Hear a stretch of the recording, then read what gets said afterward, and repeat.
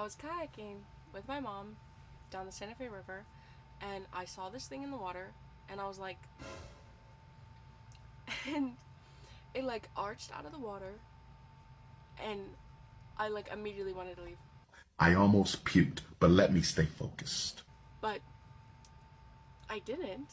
And we made it back to the paddle shop, and I told the guy, like, hey, there's probably a ginormous snake in there. And he was like, oh, it was probably an otter. So I really related to Gene Sourwine and how he was like refusing to believe any sense of logic and was like, no, it's a sea monster. Even though the Dr. DeWitt was like, no, it's a manatee. And he's like, mm. The big takeaway I had was in The Monsters and Immoral Imagination. The author was talking about how monsters are reflections, well, of our society, and how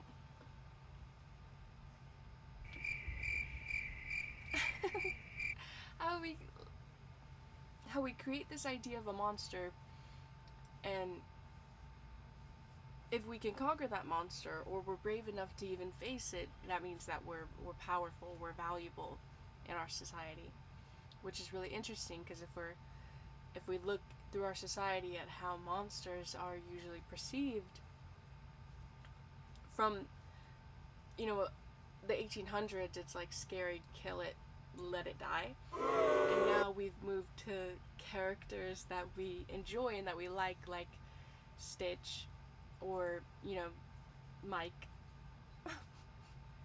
Only Disney ones, apparently. But that's kind of funny because then it's kind of like our society has learned to be more accepting of things we deem scary. So, you know, how are we handling our fear, and what will monsters look like in 20 years? Will we revert, or will we go further? I have a new shirt. Ignore the feet. Excuse me? Jogger. Fear is very powerful. It can isolate somebody into obsession or bond a group of people to commence a hunt together. Because fear is so powerful, not all actions inspired by fear can have positive effects.